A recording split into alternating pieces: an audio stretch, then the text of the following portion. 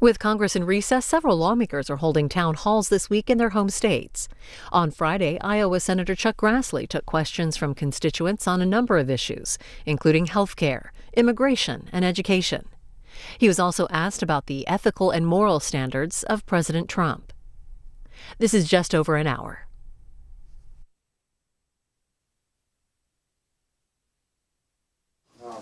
The 22 years I worked here, we've hosted a number of elected officials and candidates from both parties. We've always had respectful meetings.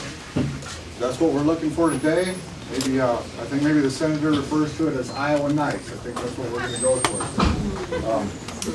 Citizens in Butler County, again, we welcome you as guests. Everybody's from somewhere else. But here's the deal. What we expect from you today is do not interrupt. Okay? Use your inside voice. We do, and I know it's going to be hard to hear me, but if we're all quiet, we'll be able to hear the questions, answers, or the senator's take on that, and be respectful of others. So pretty elementary stuff, right? Let's be respectful of others. If you come here from somewhere, whether you were paid to be here or you're here voluntarily,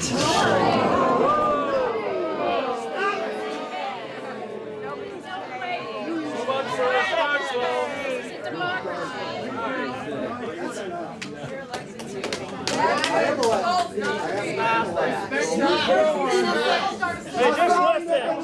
to start the Iowa Nights. professionals. And it was not Iowa Nights.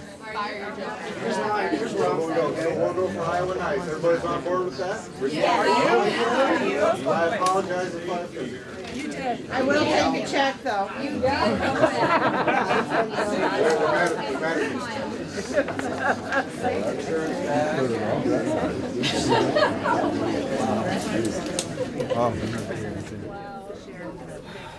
Kind of a Iowa warm winter, so I'm proud of the big turnout that we have, considering that the roads are bad. Not too bad, thank God, and everybody can come here safely. What I have done at other town meetings is and it seemed to worked out okay for everybody that wanted to make a point of view. I would ask maybe for one word from various people, maybe 10 different subjects that you want to bring up so we cover as much as we can cover. And then a lot of you come because you want me to listen to you. That's perfectly okay if I just stand and listen to you. So yesterday I started out our meetings in Charles City maybe for 15 minutes, letting 5 or 6 people just tell me what they wanted me to hear one way from them, not asking any questions, and then we went to questions. So it seemed to work okay yesterday in Charles City, so if that's okay with you, I'll start out by, and I'll have my back to you, but I'll listen, but hopefully everybody doesn't talk at one time. I'd like to have some subjects that you want to bring up. Tax return. Oh. Enemy of the people. Now, just a minute. Tax.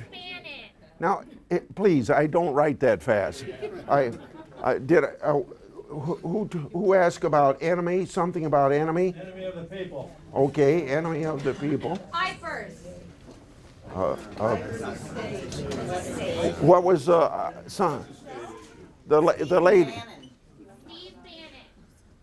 Okay, I heard Bannon. Affordable Care Act. Moral and ethical standards. What does Bannon have on you? Russia. Your voting record. No, moral and ethical standards. Climate change. Oh, okay, now Sexual predators. I heard Russia. What did I hear after Russia? Moral and ethical standards. The EPA. Oh, I've got that down. Moral. Your voting record. Voting record. Okay. You have the ACA down, sir. I just now wrote down ACA. EPA. What was it? Voting record. Education. I'll just write down. Well, Parenthood. okay, maybe two more. Immigration. Farm bill? I heard immigration and farm bill. And Planned Parenthood. Parenthood. Financial regulation. Yeah, I got that down. Independent investigation. Yes. Fascism. Okay, now let me tell you what I wrote down here, and when we'll go through this, hopefully pretty fast. Tax returns, enemy of the people, Bannon, moral, ethical, Russia, voting record, ACA, education. Russia's down here, education, immigration, farm bill, and SCOTUS. Okay. Well, when we get through this, we can add to it because we'll cover more than this here. Okay. Now I'm going to just ask people that just want me to listen for a few minutes to your questions. Maybe 4 or 5 people. Be respectful of other people's time so you don't take away from others. You want to be the first one? Go ahead. My name is Chris Schwartz. I'm a Blackhawk County Supervisor. So on behalf of the 132,000 residents that you and I both represent, I'd like to invite you to come and hold a public town hall meeting in Blackhawk County. We'll get you the Unidome if you want it. There's plenty of places for everybody to see it. This 99 county tour thing is rather misleading because you know better than I do that you don't hold public meetings in places like Blackhawk County. And so we need you to come and speak to these residents that we both represent. And also an issue that we've got in Blackhawk County that we need your advocacy on. As you know, we run one of the only 2 county-run nursing homes in the state, Country View. And it is in danger right now because the Medicaid reimbursements are really screwing us here in Iowa. We need you to use your senior status to make sure that we're getting reimbursed in a way that we can cover the expenses. Country View serves some of the most vulnerable people in our population. They've got people with complex mental health and physical disabilities, some people that have lived out there for 50 years, and we're faced with having to potentially close this because we're really getting shafted by Medicaid reimbursement rates. And I want you to come out to Country View, see these folks that are living there, see these folks that we're going to have to displace if we don't get some assistance from the federal government here.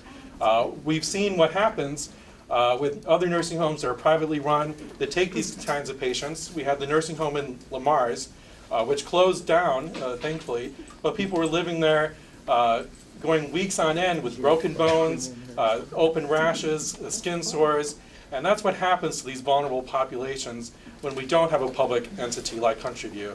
So I beg you, come out to Country View, see what we're dealing with, and come to Blackhawk County and hold a public town hall. The Board of Supervisors will gladly organize it for you. Okay.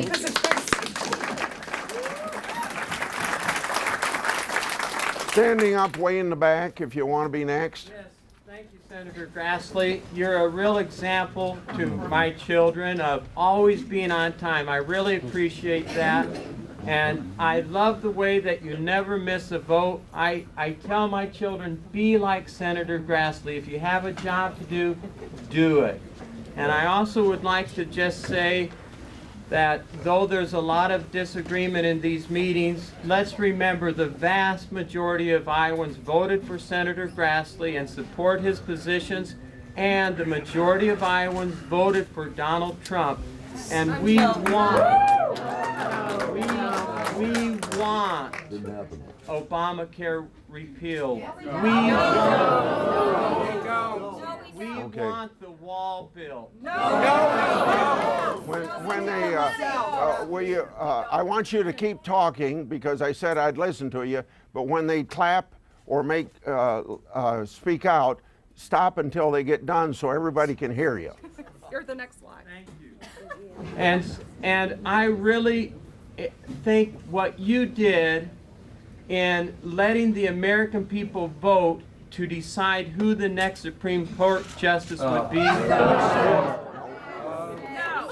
will go down in history as one of the greatest and most important acts of your career. So thank you and God bless you. Disagree.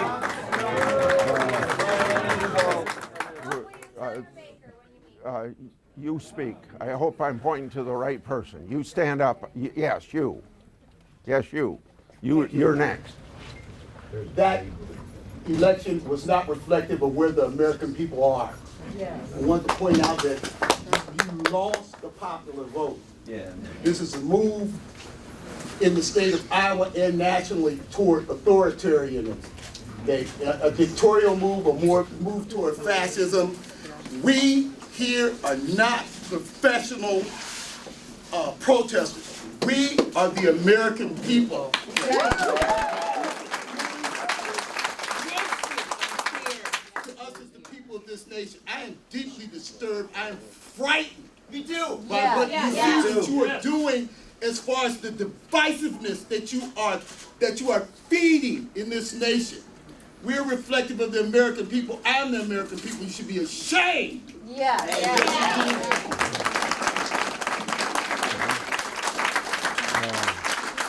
I look straight ahead, so some of you over here, let's go with you, sir. Is that okay? A concern, and we've been going through this for years. Louder. As we are talking a lot the last If you few want to come, days. if you want to come out here so people can hear you. Been a lot of talk the last few days, deporting criminal, illegal aliens. My concern is, without the wall, what good will that do? Many of them just come back. The criminals are using. Why don't we start with the wall? The criminals are using tolls. They aren't calling the wall.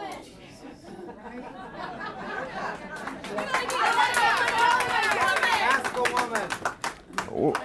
In other words, I've called on men all time. Yes. If that's fair enough. That's fair enough. Now, if there's 10 women have their hands up, I don't want to pick between. Go ahead. Go ahead. Now, remember, I said if they clap or something, then you stop and start again so everybody can hear you. Are you in Washington to protect our right to receive Social Security that we have all paid? Speak louder, please. Are you in Washington to protect our right to receive Social Security that we've all paid into all our lives? Senior citizens, and I'm one of them, depend on those monthly checks to live. Or are you listening to the lobbyists you've taken money from? Work for us.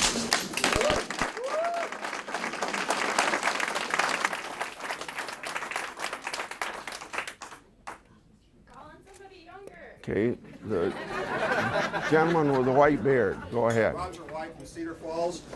What steps will you take to make sure that there is an independent and thorough investigation of the Trump, Putin, Russian intelligence agencies connection? How will the results of that investigation be reported to the American people so we know what really is happening with our government and our government leaders and what used to be our #1 enemy?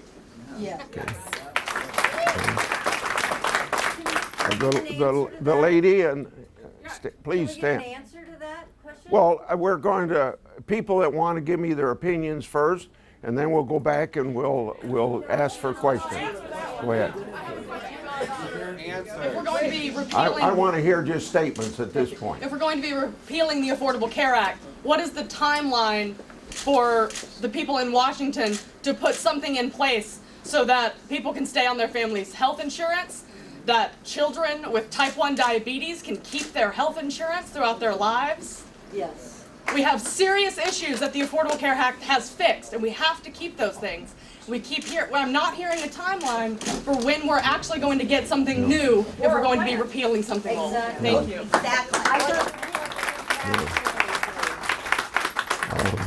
Let's see. Now I think I should let people, well, go ahead, sir, if you want to. I thought maybe we'd go to questions, but go ahead. Well, mine sort of is a question. So the other day you were asked to use your leadership role among Republicans to make Trump be more truthful, and your response was Trump will be Trump and that you don't know him that well. Well, to me, that says you know he is a liar and a con man, and you are not going to hold him accountable. Senator Grassley, will you call Trump out on his blatant lies, or continue to let Trump lie to the American people?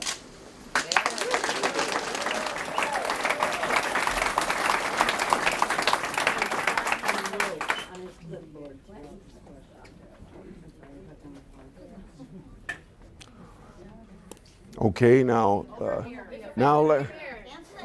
Yeah, that was a question. Yeah, but I said we're going to go to people that want. He said he wanted to make a statement when I called him. Go ahead. Go ahead. Actually, Senator Grassley. No. He is ignoring you. Go ahead. He doesn't want to answer because he doesn't want to hold them accountable. Go ahead. My name is Miriam Antunes de Mayolo. I am an immigration attorney in Waterloo. I am a naturalized U.S. citizen, originally from Peru. I want to thank you for your many years of service. In the year 2000, you helped one of my clients attain permanent residence through a private bill. You introduced the bill in the Senate floor, and he was granted permanent residence by law, signed by President Clinton. Through the years, you have helped many of my clients. When I call your office in Des Moines, when I call your office in Waterloo, Jason Moore or Mimi Sanford, always help my clients, documented and undocumented. I need to know why now you are going to hurt Iowa kids who have undocumented parents by separating them. Why are you supporting the deportation-only policy of President Trump? Yeah. Okay.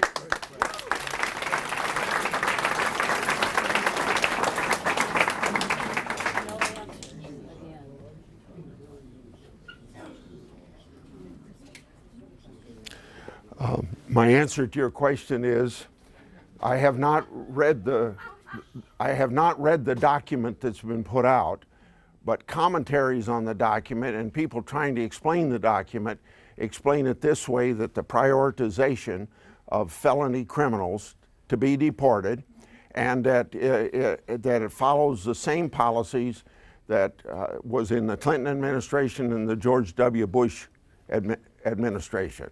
So if it goes the same way that one Democrat and one previous president has done it, and it follows the same thing of getting criminal aliens out of the country, and also I think added to the list are people that have been adjudicated to be deported, whatever that involves, other than being a criminal alien, I'm not sure. That's the priority.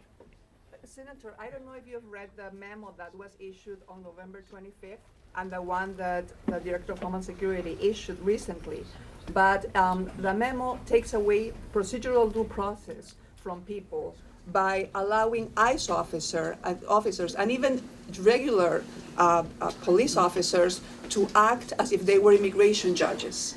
They are trying to extend expedited removal proceedings to nationwide. It used to be that expedited removal proceedings were only allowed within 500 miles of the border, but they're trying to take that away from people. There are people, most people who are undocumented in Iowa are not criminals. Most people who are undocumented in Iowa, about more than half of them have children who are U.S. citizens.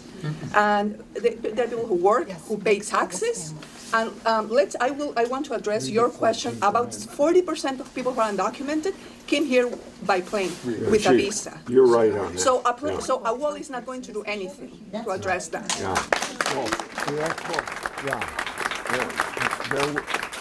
There is part of the program that addresses that. We put $1 billion into the biometric exit entry system, so people that come over here illegally, you know who they are, and if they don't leave when they're supposed to leave, we'll know that they haven't left. So that is being done for those 40%. Senator, our immigration system is broken. It's outdated. It doesn't work for anyone. We all know here that when we go to a restaurant, there are people who are undocumented. Their employers are not paying them fair taxes. It hurts everyone. It hurts us as citizens. It hurts the state. It hurts the country. We need to fix that, and you voted against fixing that. You voted against against bills. You've been really good at helping individuals, individual cases, but you need to do what is right. This is not who we are. This is not who you have been for the last 20 years. You help Iowans. You do not hurt people. And I think you to do the most Iowa thing to do, which is to do what is right. Okay. First of all, if people in this room don't know, we are a welcoming nation every year to about 1 million people that come here with papers. And you do, I think in one respect, I don't know whether this is the respect that you're referring to, but in one respect, our immigration system's broken from this standpoint that we need some unskilled workers, some engineers, and we need some agricultural workers, assuming that there aren't Americans to fill those jobs. And people want to come here legally if they can, and the extent to which at our embassies around the world, we don't have the capability to have people come here legally. That's where the system's really broke. We don't have the laws that allow people to do that. For many years, the U.S. and Mexico had the Bracero program. And people from Mexico used to come here, work in the fields, and then they went back home. But then in 1997, IRA passed, and there were these very severe punishments for people who came here to work. If we had a system that would allow people to come and work, I am all for make sure that they are not taking jobs that U.S. citizens can do. I am all for vetting them. When they come here, we know if they're drug dealers, we know if they're rapists, as Donald Trump claims people like us to be. But if people are coming and we don't know who they are, we are at risk. We need to vet those people. But most people, research shows over and over again that the criminality of people who are native born is much higher than people who are immigrants. Okay, the purple way in the back. What? If you want to, officially he wanted to know if we take a 2-minute break. Move those tables, bring more people in from outside. If that's all you're interested in. Yeah. Okay. These tables out of here. Yeah. We actually have a lot more people outside. Sorry, Senator. No, that's okay. I'd like to try to get everybody in here. Okay. Okay. Give you some time to answer my question. Does that microphone work, sir? Are you just not going to look at me? I'll be glad to look at you. You need to answer to everyone so they can hear it. Stop talking to me.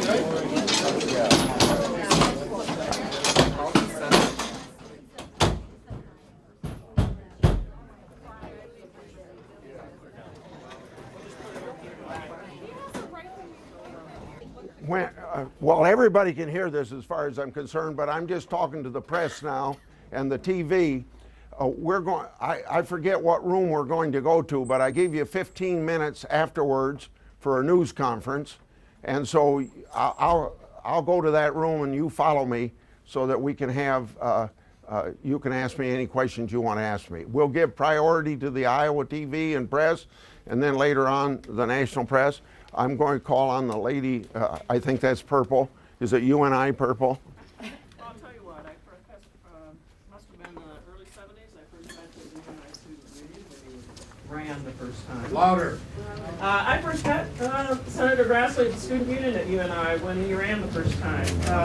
And I have to tell you what disturbs me the most is your silence. Yes. Because your silence supports a sexual predator. Yes, right. White supremacists. And quite frankly, fascism. Yes. I have to ask you what makes you put party over country now.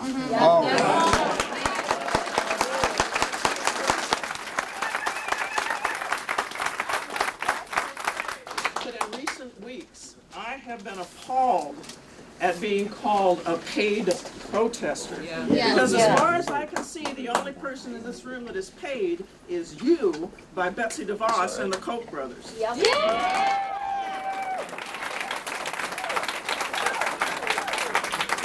If you know of anyone in this room who's being paid, I would imagine it's coming from the other side. I'm appalled at this. I don't hear you speaking out at all. And I've got 1,000 things I could say, but this is great. Thank you, sister. This is great. Yeah, I'd love a response from that, Senator. Ask me repeat the question. I want to know why you put party over country, because it's very obvious to see. And your silence on issues. She wants to know why I put party over country. I suppose there's several different instances I can give to say that she's wrong, but the one that I used most often last year, and I think it'll continue this year as well, is a good working relationship that I have with the Democrats on the Judiciary Committee, where every bill that came out of committee, 30 or 31 or 32, don't hold me to the exact number, every one of them was bipartisan bills, and 18 of them were signed by the president. And do you think the president would sign a bill if I put a party over country?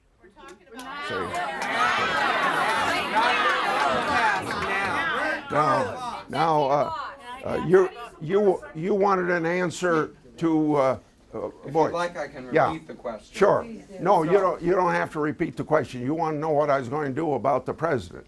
I think the best thing that any public official can do, because you can't control other public officials, is to set a good example. And my good example is a rule that I've followed my entire life. If you always tell the truth, you don't have to worry what you told somebody else.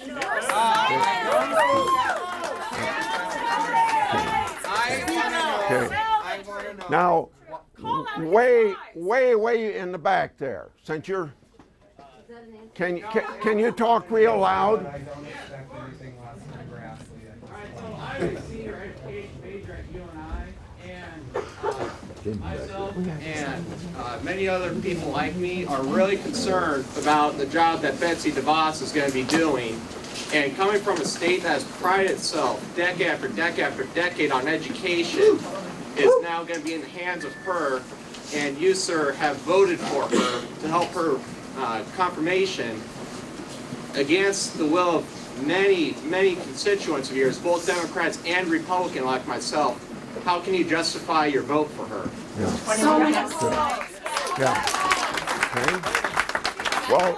Okay. Well, you two don't expect me to call on you before I answer his question, do you? No, I want to tell him what I have. Oh. Can I? Yeah, okay. Well, DeVos. But talk loud so everybody can hear you. Well, when I was in in Greensboro, North Carolina, all the poor people had to go to the public schools, where the rich ones got to go to private schools. $25,000 a year for the schools that they had per kid. My kids I couldn't afford that.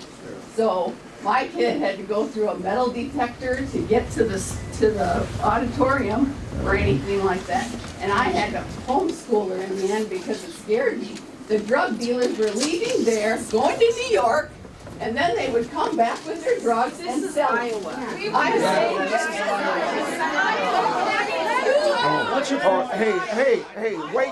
wait until it gets quiet so everybody can hear you. Just wait. Des Moines School District is a horrible school district. I know. So I'm saying to you, these poor children have no other thing. She has destroyed How do you Okay. I don't want to get I have Senator needs to answer. Now I will answer. Okay. Okay, to answer your question back there. Thanks for being quiet. Whether it's DeVos or anybody else you might ask about, but I'll answer your question about DeVos. Thanks for being quiet. Whether it's DeVos or anybody else, I'm going to give a general answer before I answer about DeVos. there is a great deal of understanding among both Republicans and Democrats in the Congress over a long period of time that a president who is elected should have the people in his cabinet to help him carry out his program. And so just like I didn't agree with Eric Holder when I voted for Eric Holder to be Attorney General for Obama, and we put in 8 cabinet people the very first day that he was in office, which reciprocity we don't get this time from the opposition, but it's along the lines that a president who's elected ought to have people that can help him get the job done. And in regard to DeVos, and you mentioned all the things that you're worried about if she's Secretary of Education. She's not Superintendent of Schools, and I heard from other people in town meetings that public schools are in jeopardy.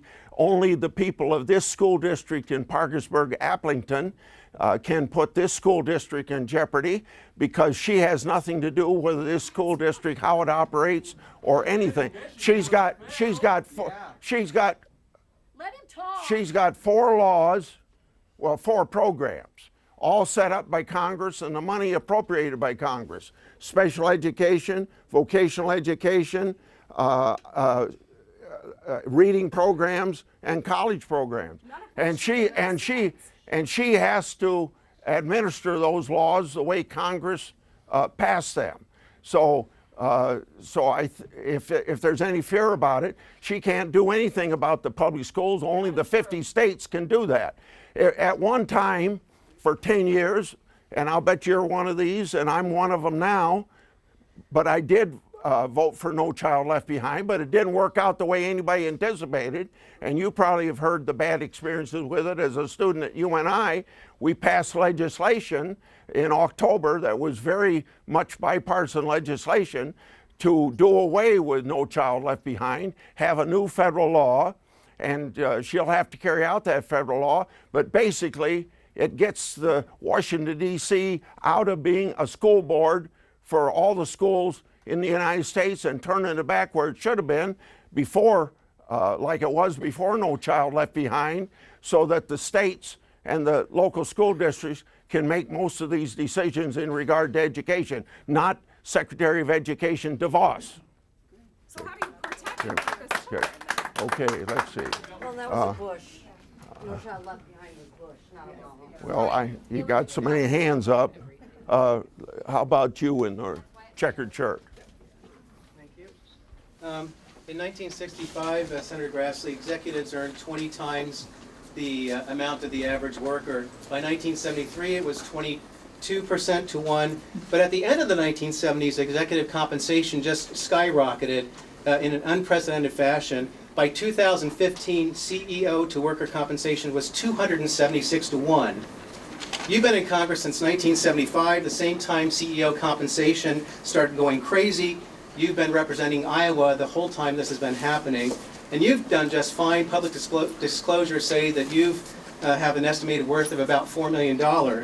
On the other side of the economy, the minimum wage is $7.25 since 2009.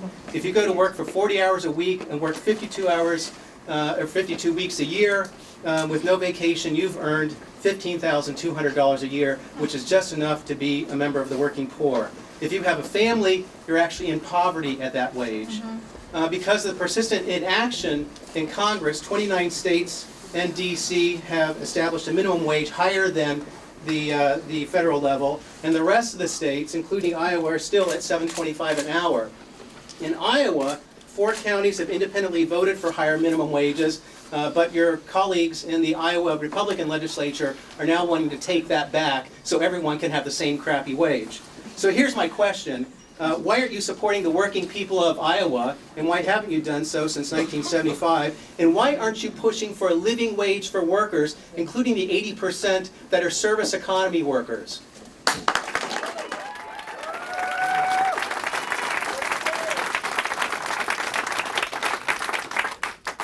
When did I quit beating my wife? You did? He's asked. Answer the question. I don't know, working wage. Poor Barbara. She can work for herself. Okay, no, I'm going to answer him because I got to do that, so don't put your hand up yet. I'd also like you to answer the appropriateness of that statement, sir. As a woman, I'm very concerned right now. That was extremely disrespectful. Okay. Go, Grassley, we love you. I apologize. Okay, let me, first of all, he made some reference to my net worth. Wouldn't you expect a person that handles his money well and get paid what you guys pay me to, if you save it, that you would, that you would, and the other one, I'll wait until we get done here so everybody can hear me. The other thing is, if you bought a farm 40 years ago and it appreciates 10 times what you paid for it, I got nothing to do with that. Inflation took care of that. Amen. See? So if there was any inference that maybe I did something that was unethical, then I really want to do it. Now, okay, yeah. I'm glad to get the minimum wage question because I get it quite frequently. I don't know whether it's 3 or 4 times since I've been in the Congress of the United States that I have voted sometimes for increasing the minimum wage and sometimes not. My rule generally for voting for it is if we have high unemployment, then I don't want to increase the cost of labor because you increase the cost of something, you get less of it. And the nonpartisan Congressional Budget Office said that 750,000 mostly young people would be unemployed the last time the issue was up in the Congress of the United States. The time I have voted for minimum wage increase has been when there is opportunities to help small business at the same time you're increasing minimum wage so that small business that don't have the opportunity to absorb the increased costs, that they get some help so that they don't have to lay people off. If they got 3 employees, 2 of them get an increase in wages, it's good for them, but the person that's laid off doesn't even have any income at all. So that's been the rule that I've had on minimum wage. Now, you want to be next? But the unemployment rate is 4.6 now. It's low. Yeah. My name is Steve Marbetz. I drove up from Mount Vernon this morning, which means I got it before the farmers did. My question is, do you agree with the President of the United States and his senior staff and some members in the legislature that the media are the enemies of the American people? And if you don't believe that, why have you not pushed back on that? And if you do believe that, why are you meeting with them? I think I pushed back on it. I probably have had TV or press interviews 6 or 7 or 8 times just this week, and your question came up, so let me answer it the same way. I'm going to answer it again if I'm asked when we have the news conference. The press is not the enemy of the people. The press is the policeman for our representative system of government. It's what we count on to keep all levels of government, state, county, federal, your school districts, every level of government honest, and we count on them. If there was any,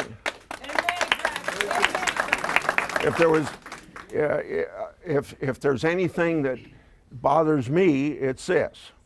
And it's nothing to do with them being an enemy or anything. It's just that when you read, I don't know, a couple times in the last 20 years after presidential elections, and this doesn't apply to the people that are here unless they're from Washington, D.C., but for people in Washington, D.C. and New York with the journalists, when I read that 91, 92, or 93% of them voted for a Democratic candidate for Congress, for president, then you could question maybe they're biased. And the opposite of that would be, I won't give you the name of a Des Moines reporter of years ago who didn't even register to vote because he thought it would show some partisanship that a journalist shouldn't have. So I think you can question whether or not they look at things and leave their personal views out of it. Democrats have a liberal bias. Go ahead. The President of the United States said, in so many words, they are the enemy of the American people. Well, I'll tell. Does that not scare you at all? Does that not scare you at all? I would tell you that I would tell the president he's wrong. Have you? Have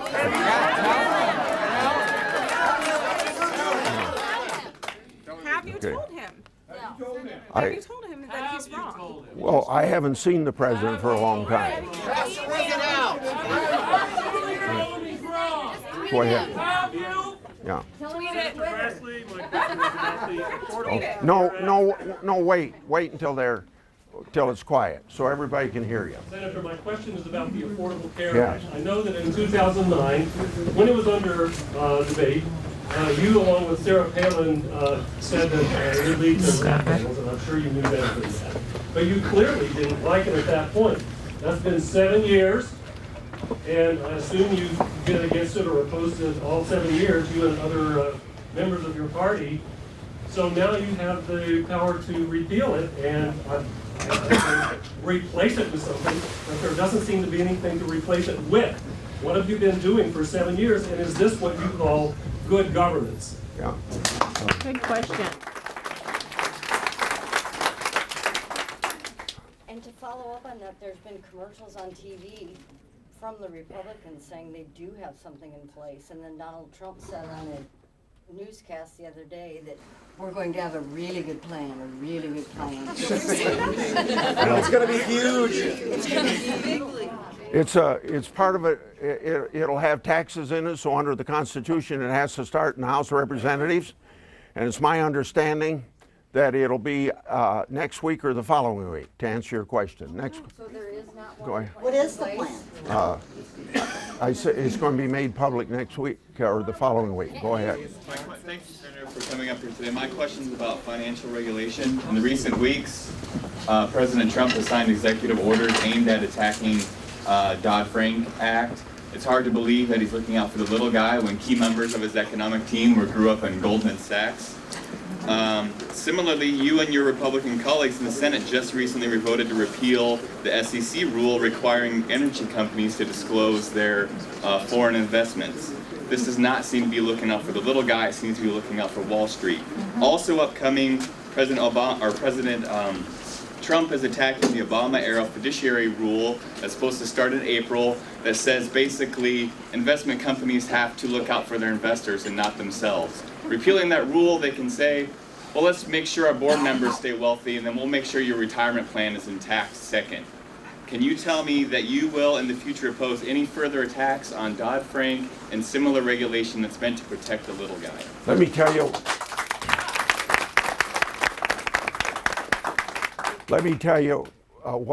What I will do, and then you react to that, and you tell me what you think after I get done talking to you. First of all, I don't think Dodd-Frank as a massive 350-page bill will be repealed.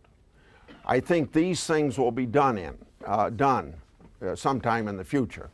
And some of them have already been dealt with a district court in D.C. saying that part of it was unconstitutional. But what Congress will have to do will be, number one, it sucked in all of the community bankers, like here in Parkersburg, with the Wall Street bankers, with the same regulations. So there'll be some accommodation for community bankers to not have as rigid regulation as what Wall Street has, because these community bankers weren't part of the problem. And then on the part of it that deals with the Consumer Finance Protection Board, it has no oversight by Congress, because it gets its money from the Federal Reserve without appropriation through Congress. So we're going to set it up so that they get their money through Congress, so they have to come before the Appropriations Committee and have oversight like every other federal agency. And there's some of their action that can't be appealed to the courts, and I think we would allow whatever action that is to be appealed to the courts. And right now, maybe I shouldn't speak so all-encompassing, but I'm not on the banking committee, but what I've read about what that committees might do, that's what I think we're limited to doing about Dodd-Frank. second part you said about the fiduciary. Oh, no, I didn't answer that, so let me answer that. There's two aspects of the fiduciary rule that I think has to be corrected. One is there's a rule with the Security and Exchange Commission, and then there's a rule in the Department of Labor. Maybe I better start over again. There's a requirement under SEC regulations and another requirement in the Labor Department that if you follow what the Labor Department says, you're violating the Security and Exchange Commission and vice versa, and nobody should be put in that position. And then the second one is that the Supreme Court has ruled in a couple cases that you can't have lawsuits called private right of action lawsuits that are done by regulation. And this provides for private right of action lawsuits through regulation and not through enactment by Congress. And I think at least those two things have to be taken care of. Now there might be an attempt to do away with the whole thing, but I don't know where that is at this point. Let's see. You've probably been waving your hand all day. Yes. Okay, so you wrote me a letter a couple weeks ago. I'd written you about immigration, and you said, and I quote, that we need to make sure that the bad guys have a much more thorough screening process.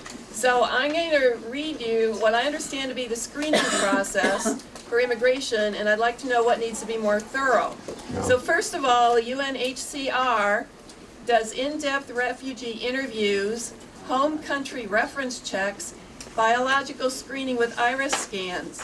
And after that, a small percentage are referred for resettlement. This group includes survivors of torture, victims of sexual violence, targets of political persecution, the medically needy, families with multiple children, and a female head of household. It takes 18 to 24 months already. The persons who make it through, 50% are children, 25% are over 60, only 2% are young men.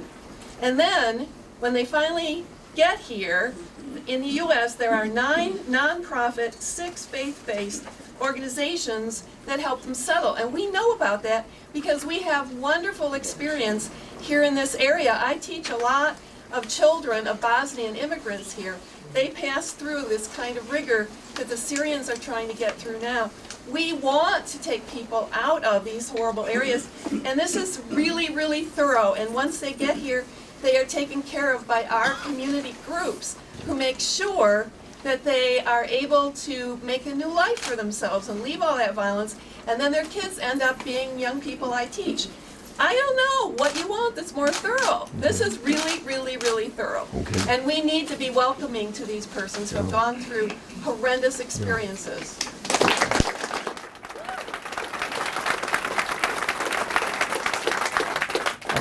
Just in case you don't know, we've been a welcoming nation for refugees since World War II at least, and we're going to continue to be a welcoming nation for refugees as well.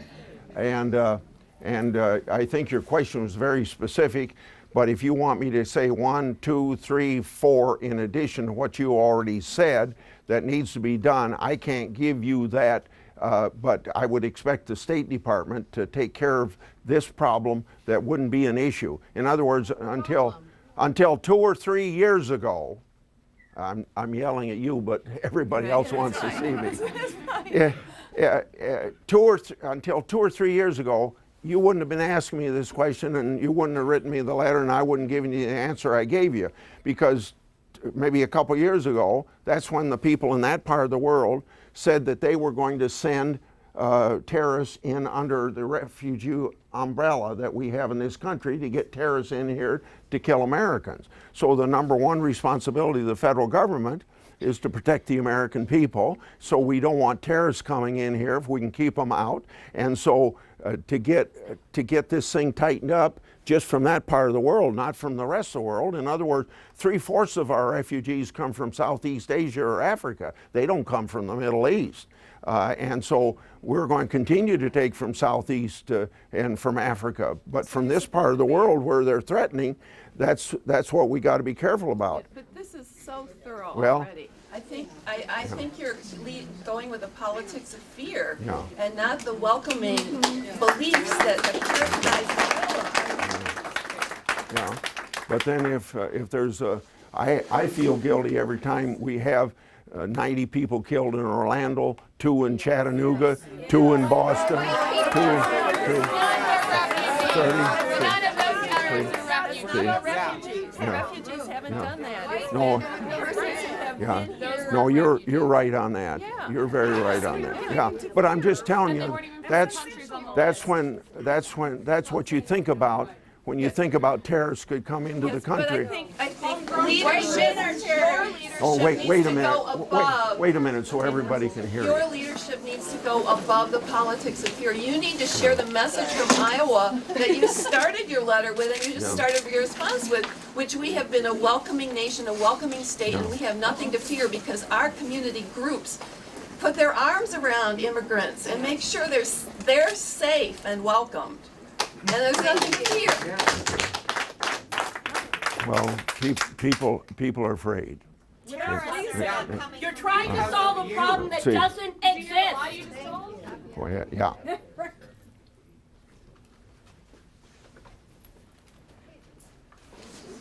Sorry.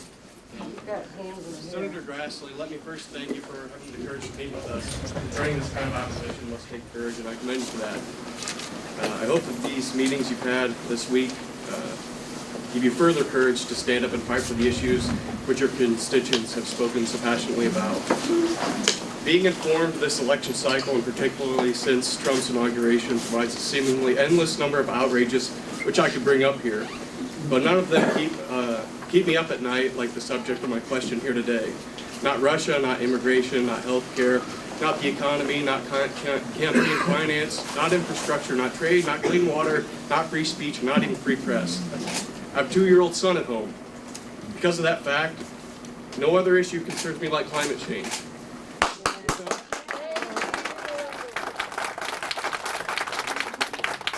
Without a habitable planet to live on, all these other issues that we've mentioned here and will be mentioned here are moot.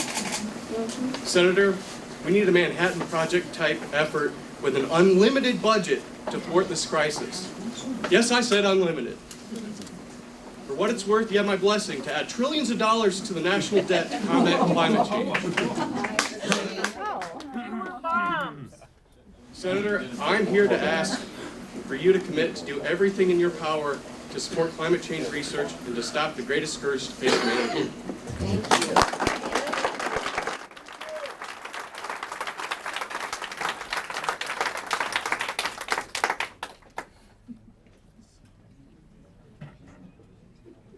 Senator, could I ask you a question about moral and ethical standards? Yeah, please, where are you? Right here. Answer Well, he made a statement and he asked me to do that, and I heard what he said. I would assume you consider yourself with high moral and ethical standards, correct? You have high moral and ethical standards, correct? Would that be a fair statement? I think, well, that's a compliment.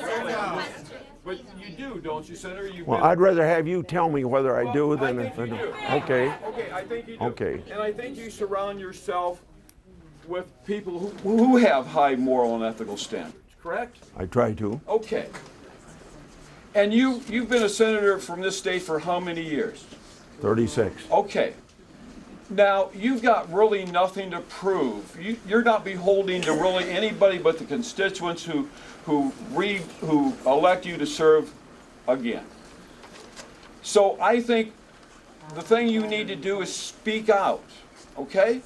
Now we have, the minority of people in this country have elected a president that constantly lies and uses misinformation, constantly. He belittles people with physical handicaps.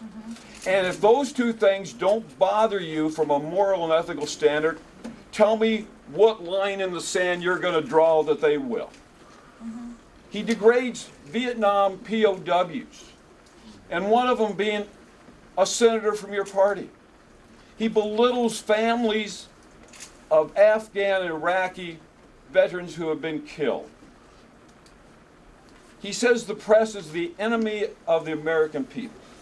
Now, obviously that has not bothered you enough. So, someplace in the moral standards, it's not there yet. He refuses to release his taxes. He refuses to divest himself from his financial contracts. He compares Russia's involvement in our elections with our involvement in the Italian elections in 1948, which we were trying to keep a fascist country from going communist. What higher level would you want our involvement would be in the international realm? And we also have a guy who admittedly gropes women. Right. Now, tell me where your standards are at, Senator. How low are they? That these things don't bother you enough that you will speak out and say enough is enough. I can't. Tell me where we are. You've got more standards. Where are they at? Where are they at? Well, tell me. That's all we want to know. That's all we want to know. Psychiatrists say he is mentally ill. They have signed a petition. I mean, that's all I want to know, sir. At what point in time will this guy say something or do something, and you said enough is enough, and I can't take this anymore? Guy. What's your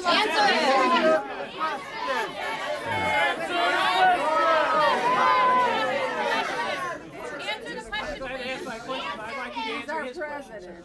Okay. Answer his question. Please answer his question. I think I've spoke very strongly. Let him speak. Okay. Hang in there. I think I spoke very strongly. One example he gave that came out from the president in October, I spoke very strongly against it. It was printed in the paper so everybody could read it. Let's see. He's president now. Senator Grassley, Prentice Garchins from Parkersburg. Thank you for coming here. Amen. And be willing to speak to all of us. Thank you for representing Iowans and agriculture all these years. And I thank you from my family for representing us in Washington. You've done it well. And for helping. Amen. The lady in the back there, would stand up, please. Thank you. Last night, they showed Steve Bannon Thank you. admitting that the goal of this government is to destroy it. And that was at the CPAC, where he and Prince Prius were being interviewed. Now, he also said that the cabinet members that were being nominated so that they could go into these departments and destroy them. And that's his words. Now tell me why we need to have people in there that want to destroy our country.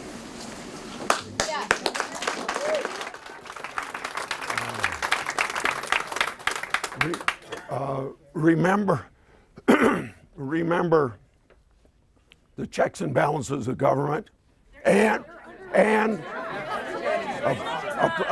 a president.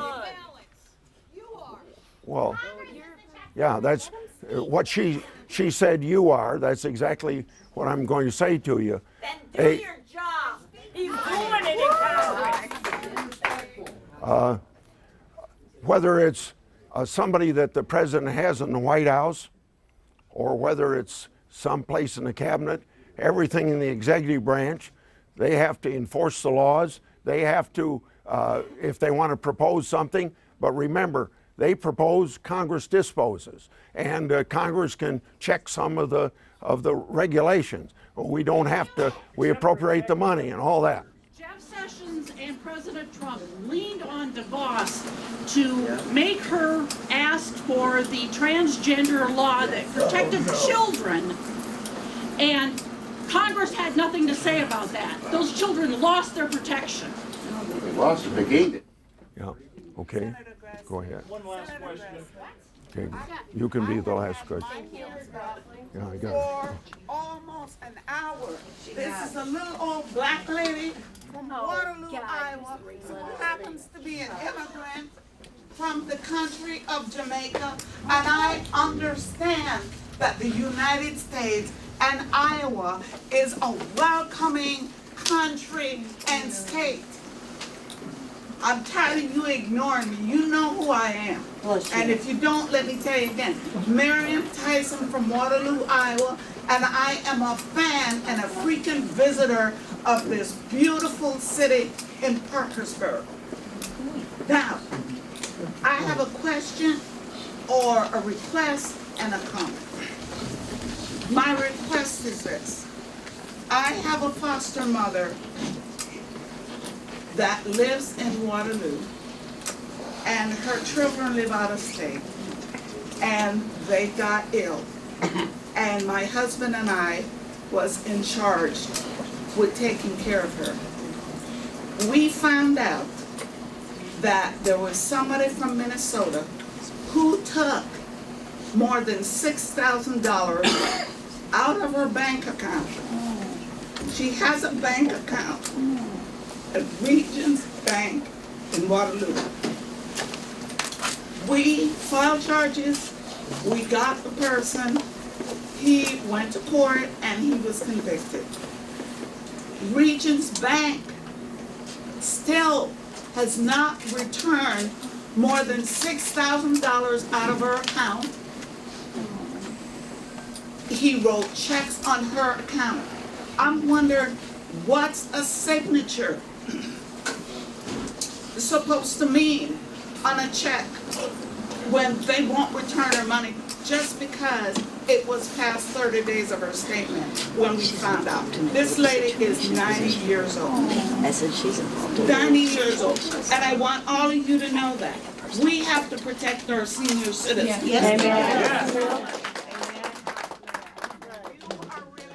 At investigating these kinds of things, and I'm asking you to do that. Okay. Now, my comment is this. I have been in Waterloo for more than 40 years.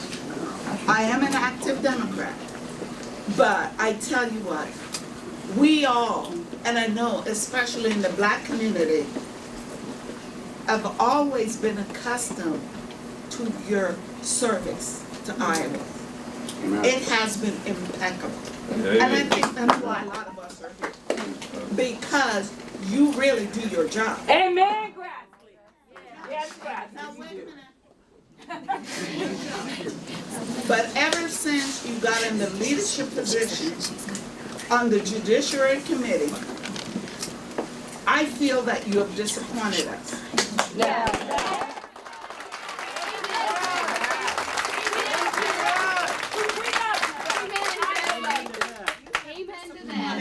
Go Blue Iowa. Because I have always observed that you are a man of integrity. And for 1 year, President Obama gave you a name.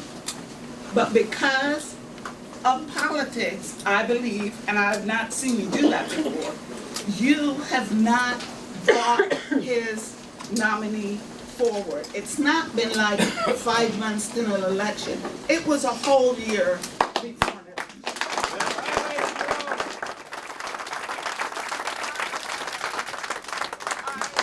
So disheartened, Senator Grassley, because I'm a huge fan of yours, and I was so disappointed. And as you go forward, because I can't tell you do anything with President Trump, because I sincerely believe he has a personality for it. And I don't mean any disrespect. I think the man is sick. As you go forward, I'm asking you to be that role model that we look up to our legislator that we have respected for years. I want you to push back.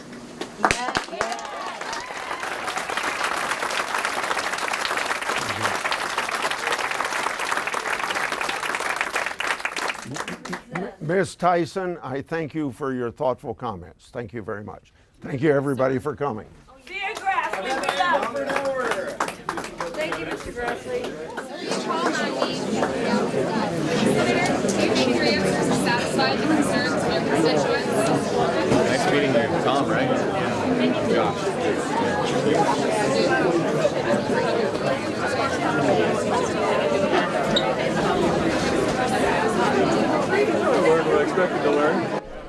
Shortly after this town hall meeting, Senator Grassley spoke with reporters about some of the issues that were brought up. He also talked about the possibility of holding additional meetings with constituents. You want to be first? Hello, Senator. I wanted to ask, you just had 4 meetings this week. What? You just had 4 meetings this week. What are your biggest takeaways? My biggest takeaways is concern about what's going to happen as a result of repealing the Affordable Care Act, what's going to take its place.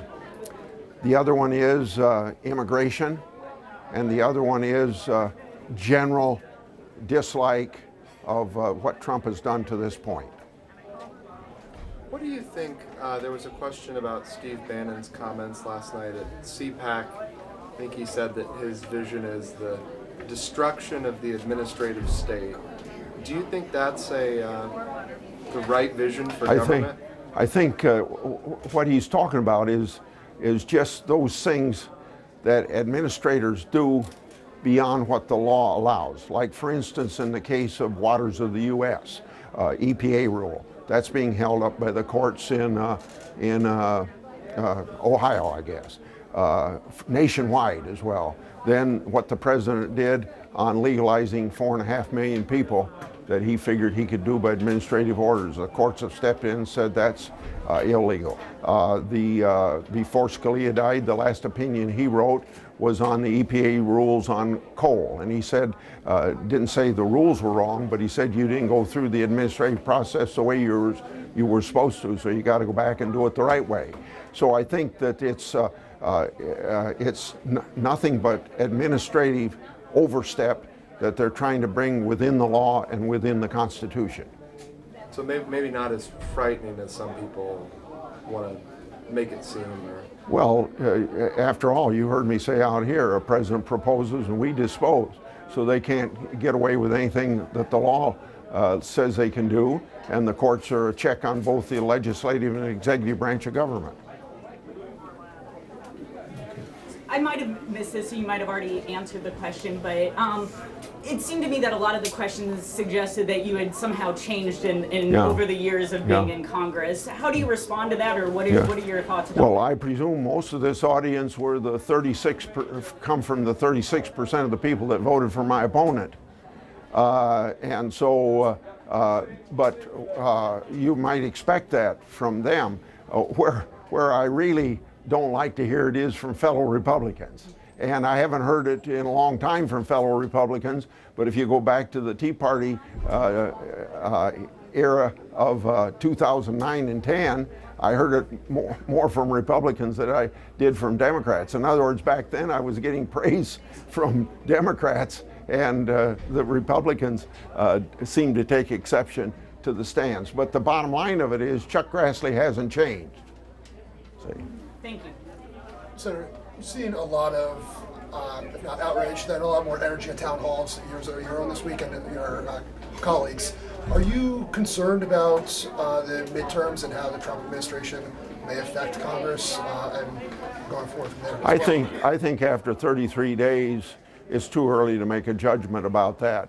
And I think that you can't really test a president after 33 days, except it's very clear that this is a president who wants to do everything he promised in the election that he can do without having to change laws and then going through Congress. He wants to do everything he can, and that's what he's proceeded to do. And I think considering the how cynical the American people are about a politician running on one platform and serving on another platform.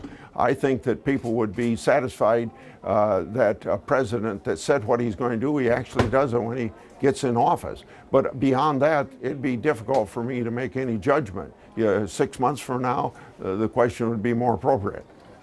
Just to follow up, you mentioned executive orders. Yeah. Does that concern you, and what's your message to the administration that they rely so heavily on? Most of these executive orders have come in the way where they're trying to reverse something that Obama did. So if Obama had the legal or constitutional authority to do something by executive action, then obviously this president has it. But I have to say, this president needs to be warned about doing that the same way there's been 50 to 60 court cases in the 8 years that Obama's been president that the court said that he acted against the law, and even in one case on a 9-0 decision, including 2 people he put on the court, said he violated the Constitution by appointing people to the NLRB when the Senate was in session. So you've got the checks of the government, and the checks of the court, and I think the president needs to be cautious the same way that Obama wasn't cautious.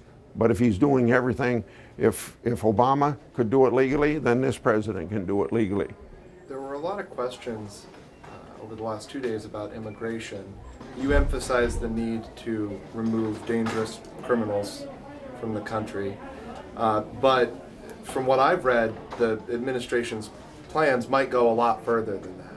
Is there a line or something that you would take in terms of when an activity might go too far, or when the president might be, enforcing those laws a little bit too robustly? I mean, if you expect us to be a nation based on the rule of law, you can't hardly make any exception to it, because if you start making one exception, you are going to then have to justify why other people have to obey a certain law. So that's the principle of our country and our Constitution and our society, and everybody respects it. And if you didn't respect it, we'd have a chaotic society. But there is a practical answer to your question. It's called administrative or prosecutorial discretion. You can have any number of prosecutors, but you might have violations of law. So you got to say, what are you going to enforce? What are you going to prosecute first? Well, obviously you're going to prosecute those that are the most dangerous. And it's the same way with deportation. You're going to prioritize. You don't have the resources or the desire in America to remove everybody. So in the end, you're going to prioritize, and the priority is criminal aliens and people that have been already adjudicated, with emphasis upon adjudication, that they could be deported, and that's where the emphasis is. And then let's see, after that's done, who else gets affected. Can you talk a little bit about what might be coming in terms of legislation on immigration reform, the one that you suggested that the system is broken, and you seem to agree, at least in part? Yeah. I don't think there'll be any comprehensive immigration reform. I believe that there will be some smaller pieces of legislation dealing with agricultural workers, unskilled workers, and professional people like engineers. I believe that there will be some legislation to make mandatory sentencing for people that are deported and come back into the country, criminal aliens who have been deported and come back into the country. The Steinle bill, or in Iowa we have the Sarah's law that we're trying to get passed. By the way, some of these regulations in one little way help the Sarah law goal, that the Sarah's family couldn't get any information from the government, and this is to make sure that that information gets to the families. And let's see, along that line, I guess I better leave it at that. There may be more, but that's what I think is going to get the most attention. Do you have any plans to visit any of the higher populated counties in Iowa? Yeah, of course. Just like in Polk County last year, I had 30 Q&As with different groups of people, maybe 31 or 32. So I have interaction just like I do here with constituents in the big counties all the time. In fact, I'm surprised that I don't get more criticism that I don't come to the really rural counties of Iowa more than once a year sometimes. See. Senator, do these town halls change your mind on policy, specific policy? What you hear from people in these town halls that you go around every year? I think that that the thing that has been emphasized to me is the Medicaid aspects of Obamacare and the importance of that to people that aren't covered by the private insurance within Obamacare. I think that's been brought home pretty strongly to me. That doesn't mean that I have a policy that I can enunciate as a result of it, but it's getting much more consideration, not only to Chuck Grassley because of Iowa town meetings, but it seems to be from other town meetings as well. Murkowski yesterday as an example. Speaking on Obamacare, earlier this week in Hampton, you said that you support keeping the consumer protections and that there would be the taxes to pay for those consumer protections would stay in there. With the subsidies, the exchanges, do you support keeping those in place? Well, depends upon if we have a replacement immediately when we have with repeal, then the new policy is going to take care of that, probably through refundable tax credits and tax credits. But if what I'm speaking about, or to answer your question, if there's a period of time, and you know, a month ago there was a talk of maybe 2 years period of time between repeal and replacement, then during that period of time we made it very clear that we were going to keep in place the exchanges and the subsidies that go with it. Yeah. Okay. Thank you all very much. Oh, one more question actually. Sorry. Senator, you don't have to apologize. I was just waiting for everybody else to see if they asked it first. Anyways, you've been doing this kind of thing, coming and visiting your constituents for a long time. Have you ever seen a reaction like this? Yeah. Why do you think people are reacting like this, regardless of the Republican, Democrat, whatever? What does this show you that you need to take back and tell your colleagues about? What are you taking away from this? That people think that Congress isn't acting fast enough.